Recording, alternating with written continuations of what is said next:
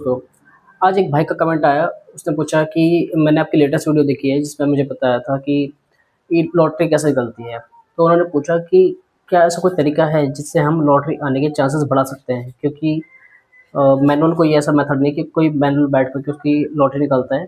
So it's automation. तो automation के अंदर भी हम कैसे चांस बढ़ा सकते हैं, ये समझना ज़रूरी है। तो सबसे पहली चीज़ तो मैं आपको क्लियर कर दूँ कि जो उसके अंदर लॉटरी है वो मैनुअल नहीं निकलती। दूसरा, एक नॉर्मल सा मैंने एक डेमो दिखाया था, मेरी वीडियो अगर नहीं देखी है तो आप देख लेना जा करके। लेकिन अब जो भाई ने क्वेश्चन पूछा ना कि चांस कैसे बढ़ा सकते हैं, वो आपको समझाता हूँ बोर्ड पे, ठीक है? तो समझो। जैसे मान लो कि 20 लोगों ने फॉर्म भरा, ठीक है? और मेरे पास 5 सीटें हैं, ठीक है? 1, 2, 3, 4, 5, ठीक है? ये 5 सीटें मेरे पास है। अब जो 20 लोगों ने फॉर्म भरा तो उनका सीरियल नंबर 1, 2, 3, 4 करके 20 तक होगा, ठीक? अब क्या है कि जब मैं फॉर्मूला लगाऊंगा, मतलब कि जब मैं इन पांचों लोगों के लिए लॉटरी निकालूंगा तो मैं फॉर्मूला लगाऊंगा जिसका नाम रैंडम सिलेक्शन, ठीक है? Random select. देखो क्या है कि मैं आपको चीज़ क्लियर कर दूं, ठीक है? जब हम बात करते हैं रैंडम सिलेक्ट की तो कंप्यूटर कैसे वर्क करता है उसके बारे में मैं आपको थोड़ा सा डिटेल बता दूं। उसके बारे में आपको बता दूं कि that I am a lawyer and ethical hacker, ठीक है? इसके अलावा मैं टीचर भी रह चुका हूँ कंप्यूटर भाई, ठीक है?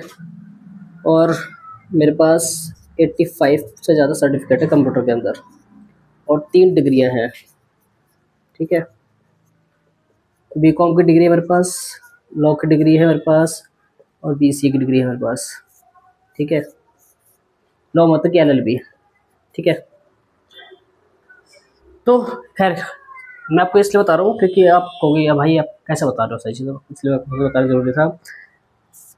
तो हम जब रैंडम सेलेक्ट करते हैं ना, तो रैंडम सेलेक्ट में क्या होता है कि जब हम 1 से 20 तक सेट करेंगे तो कंप्यूटर कभी भी फर्स्ट वाला सेट नहीं करता, ना ही 20 को सिलेक्ट करेगा। इनके चांस आने, मतलब ऐसा नहीं कि नहीं करता, एक्चुअल में इनके आने के चांस कम होते हैं, ठीक है? जब भी मैं रैंडम सेलेक्ट करूँगा तो मोस्ट प्रोबेबली किन लोगों के नंबर आएंगे?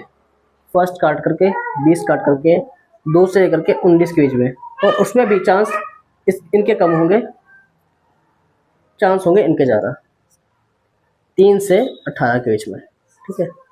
सबसे ज़्यादा चांस इनके हैं, ठीक है? तो एग्जाम्पल के लिए जैसे हम मैं समझाऊँ कि अगर मान लो 1 तारीख को फॉर्म निकला, ठीक है?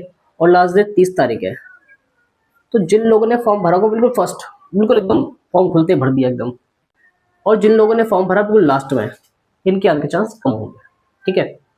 इसके अलावा एक और चीज़ जो इस बार हुई थी, जो बहुत इंपॉर्टेंट है आपको जाननी, कि लोगों ने फॉर्म भरा था और बीच में क्या होता है, लिस्ट की इशू आया था एक, ठीक है? एक लिस्ट था जिसमें जो लिस्ट थी पूरी आ रही थी सभी की, और फिर बाद में जो अपडेट होकर के सिर्फ वही लिस्ट आ रही थी जिनके स्कूल आई, जिनमें स्कूल की वैकेंट सीट है, ठीक है? तो इन जिन लोगों ने पहले फॉर्म भर दिया था, ठीक है, उनके साथ एक छोटी सी इशू कहो या प्रॉब्लम कहो, कुछ भी कह सकते हो, कि अगर उन स्कूल्स जिन्होंने सिलेक्ट किए उसमें अगर लिस्ट में है सीट तो ही उनका नाम आएगा, ठीक? अगर नहीं है तो नहीं आएगा, ठीक है? अब ऐसा इसलिए कह रहा हूँ क्योंकि इन जो ये वाली फाइनल वाली सीट थी, इसके अंदर वही स्कूल्स थे जिनके अंदर सीट्स थी, लेकिन इनमें वो स्कूल्स भी थे जिनमें सीट नहीं थी, ठीक है? ये एक इशू हुआ था बीच में और उसको मैंने बताया भी था, ठीक है? और जिन लोगों ने फॉर्म भरा था उससे मैं 3-4 बार वीडियो बनाई थी। अब जिन लोगों तक पहुँच गई, जिन लोगों ने भर लिया ठीक है, नहीं भरा तो प्लीज़ मैं वो आपको दोबारा क्लियर कर रहा हूँ कि ये एक इशू था। अब इसके अंदर ये नहीं कि इन लोगों का नंबर नहीं आएगा, इन लोगों का नंबर आएगा, लेकिन शर्त ये है कि जिस स्कूल में इन्होंने सेलेक्ट किया है उसमें सीट है या नहीं, ये उस पर डिपेंड करेगा। सबसे ज़्यादा डिपेंड करती है चीज़ सीट्स पर, ठीक है? सीट्स पर सबसे ज़्यादा चीज़ डिपेंड करती है। एक स्कूल, ठीक है, जो कि मान लो इसमें 100 वो हैं स्टूडेंट, ठीक है, नॉर्मल जो ओपन सीट के हैं, ठीक है? तो 25 सीट ऐसी होंगी जो कि EWS, CWS and BG category ये होंगी। अब इनमें क्या होता है ना, अब स्कूलों में मेजोरिटी में ऐसा नहीं होता कि 100 होती है, मतलब एग्जांपल दे रहा हूँ, 100, ठीक है? और इससे 25 मतलब 1/4 होता है, सिंपल सिंपल सा पता ही है वरना, ठीक है? 1/4 होता है जिसमें सीट होती है। यही मेन खेल होता है। जब मान लो ज़्यादातर लोग क्या करते हैं, मैंने देखा है कि ऐसा स्कूल सेलेक्ट करते हैं जिसमें 12 तक बच्चा पढ़ जाए, या ऐसा स्कूल सेलेक्ट करेंगे जो कि हाईली रेपुटेटेड हो। ठीक है, अब जो हाई रेपुटेड होता है तो लोग भरते भी ज़्यादा है, जब भरते ज़्यादा है तो लिमिटेड सीट है, और लिमिटेड सीट है तो उस पर चांस आने के कम हो जाते हैं। तो ऐसा स्कूल सेलेक्ट करो जो कि हाईली रेपुटेड ना हो, क्योंकि ऐसे स्कूल्स को बहुत ज़्यादा लोग भरते हैं अपने फर्स्ट प्रायोरिटी पे। तो फर्स्ट प्रायोरिटी पे ऐसा स्कूल सिलेक्ट करो, मतलब थोड़ा सा चाहे लो क्वालिटी, मतलब लो स्टैंडर्ड का हो, चाहे मतलब बिल्कुल बहुत ज़्यादा हाई फाई ना स्कूल हो, ऐसे स्कूल सेलेक्ट करो तो उसके चांस हल्के ज़्यादा होते हैं। ठीक है, एक ही चीज़ और इम्पोर्टेंट थी। एक और चीज़ बताता हूँ कि किस वजह से जो कोटा होता है ना, कोटा कोटा इससे ही फ़र्क पड़ता है कि कौन सा कोटा है। एक आता है एडवर्स कोटा, एक आता है डीजी का कोटा, एक आता है सीट रोशन का कोटा। ठीक है, अब लोग कहते हैं कि भाई इसमें ज़्यादा, इसमें ज़्यादा, इसमें ज़्यादा। भाई मेरा हिसाब से मानना है, मैंने ऐसा खुद देखा है कि इस कैटेगरी की जो है ना सबसे ज़्यादा फॉर्म सेलेक्ट होते हैं, सबसे ज़्यादा इसके सेलेक्ट होते हैं, फिर इसके होते हैं, फिर इसके होते हैं।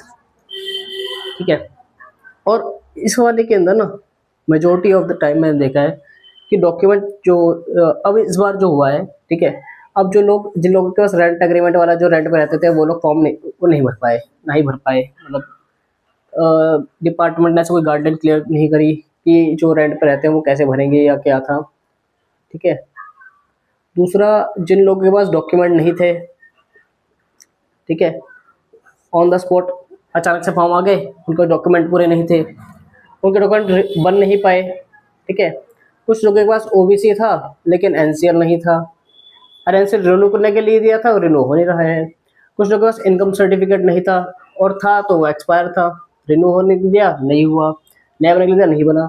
तो ऐसे बहुत सारे केसेस हुए जिनके ऐसे डॉक्यूमेंट में लोगों के पास नहीं हुए पूरे, और वही लोग की जो सीट थी, अब मतलब एक तरह से भीड़ कम हो गई। कुल मिलाकर की बात यह है, जिन लोगों के पास डॉक्यूमेंट थे वो भीड़ कम हो गई। अब जिन लोगों की भीड़ कम हो गई उनका सिलेक्शन होगा, सिंपल सी बात। जो लोग के पास सारे डॉक्यूमेंट होंगे वही सिलेक्शन होंगे, जिन पे नहीं होंगे वो नहीं होंगे। एक और चीज़, जिन लोगों ने डॉक्यूमेंट अब अपलोड किए हैं, अगर मान लो गलती से आपको अपलोड करना था वोटर आईडी कार्ड, और आपने ऐसा वो डॉक्यूमेंट अपलोड कर दिया जो साफ ही नहीं है, ब्लर है, बड़ी दिक्कत है भाई। ठीक है, या डॉक्यूमेंट ऐसा है कि जो आपने मान लो अपलोड करना था कुछ, कर दिया कुछ और अपलोड, ऐसे भी होता है। ठीक है, ऐसे बहुत सारे लोग हैं जो जिस वजह से लोगों का फॉर्म रिजेक्ट हो जाता है, और नंबर आने के बाद भी वो सिलेक्शन नहीं लेता। तो आई होप कि आपको जो कंप्लीट सारी चीज़ें थी जो मेरे को बतानी थी वो सही मैंने बता दी है। अब जो एक लास्ट चीज़ है, मैं बताता हूँ इम्पोर्टेंटली। मैं एक और वीडियो बनाने वाला हूँ थोड़ी देर बाद, मतलब इसके 1-2 घंटे बाद आपको शायद मिल जाए, कि लोगों के पास एक प्रॉब्लम आ रही है जो मुझे बहुत लोगों के पास होता है, कि लोग स्कूल जा रहे हैं, गवर्नमेंट स्कूल्स, एडमिशन लेने के लिए। ठीक है, लेकिन उनको एडमिशन नहीं दे रहे, स्कूल वाले मना कर देते हैं, या कहते हैं कि बाद में आना, या कुछ एक्सवाइजेड रीज़न दे देते हैं।